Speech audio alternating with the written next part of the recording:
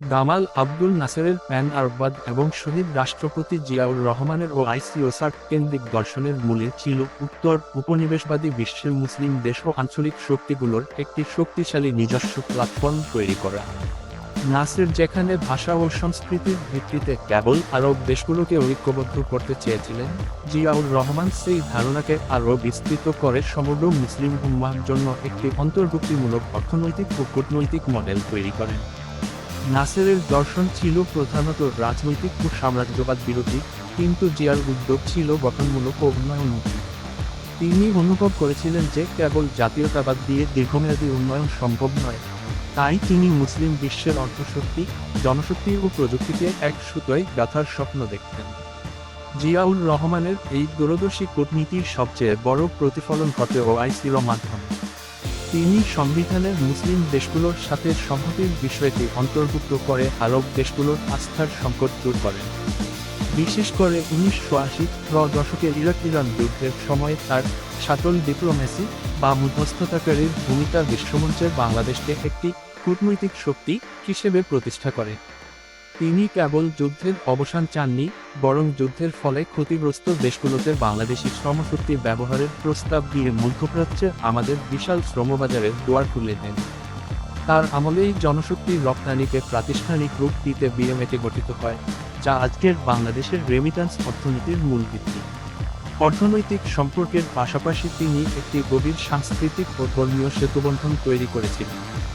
ওআইসির সমর্থনে কুষ্টিয়ায় ইসলামী বিশ্ববিদ্যালয় প্রতিষ্ঠা এবং মাদ্রাসা শিক্ষা বোর্ড পুনর্গঠন করে একে আধুনিক শিক্ষার সাথে সামঞ্জস্যপূর্ণ করা ছিল তার অনন্য অবদান। একইভাবে দক্ষিণ এশিয়ার স্থিতিশীলতার জন্য তিনি সার্ক গঠনের প্রস্তাব দেন, যার লক্ষ্য ছিল প্রতিবেশী দেশগুলোর মধ্যে পারস্পরিক বিশ্বাস ও অর্থনৈতিক সহযোগিতা বৃদ্ধি করা। জিয়াউর রহমান চেয়েছিলেন বাংলাদেশ যেন কেবল একটি দেশের ওপর নির্ভরশীল না থেকে বহুমুখী কূটনীতি বজায় রাখে।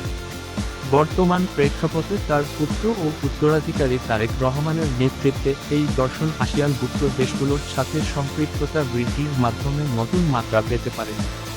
আসিয়ানের মালয়েশিয়া ও ইন্দোনেশিয়ার মতো মুসলিম প্রধান দেশগুলোর সাথে বাংলাদেশের ঐতিহাসিকভাবে যে সুসম্পর্ক রয়েছে, তা ব্যবহার করে বড় ধরনের বিনিয়োগ আনা সম্ভব। বিশেষ করে মালয়েশিয়া ও ইন্দোনেশিয়ার মতো শক্তিশালী অর্থনীতির সাথে মুক্ত বাণিজ্য চুক্তি এফটিএ সম্পন্ন করা বাংলাদেশের জন্য একটি গেম চেঞ্জার হতে পারে। আসিয়ান দেশগুলোর প্রযুক্তিগত সহায়তা নিয়ে ব্লু ইকোনমি বা সমুদ্র সম্পদ আহরণ এবং আইটি সেক্টরে বিনিয়োগ বৃদ্ধি করলে বাংলাদেশ তার সস্তা শ্রমশক্তিকে দক্ষ জনশক্তিতে রূপান্তর করতে পারবে। বাংলাদেশ তার অনন্য ভৌগোলিক অবস্থানকে কাজে লাগিয়ে সার্ক এবং আসিয়ান এই দুই জোটের মধ্যবর্তী একটি কৌশলগত সেতু বা ইকোনমিক হাব হিসেবে নিজেকে প্রতিষ্ঠা করে সমানভাবে লাভবান হতে পারে। বিশেষ করে নেপাল ও ভুটানের মতো ল্যান্ডলক স্থলবেষ্টিত দেশগুলোর জন্য চট্টগ্রাম, মংলা ও পায়রা বন্দরের মাধ্যমে সামুদ্রিক প্রবেশদ্বার নিশ্চিত করলে বাংলাদেশ এই অঞ্চলের প্রধান লজিস্টিক্স হাব হিসেবে আত্মপ্রকাশ করবে। এটি কেবল ট্রানজিট রাজস্বই বাড়াবে না, বরং দক্ষিণ এশিয়ায় ভারতের একচ্ছত্র প্রভাবের বিপরীতে একটি ভারসাম্য তৈরি করবে।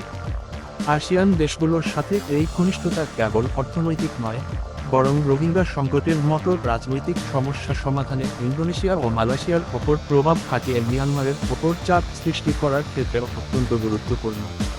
জিয়াউর রহমান যে আঞ্চলিক সহযোগিতা ও মুসলিম সংহতি বীজ বুনেছিলেন, আসিয়ানের সাথে অর্থনৈতিক অংশীদারিত্ব এবং ল্যান্ডলক দেশগুলোর জন্য ট্রানজিট সুবিধা প্রদানই হবে তার আধুনিক ও সফল রূপায়ণ।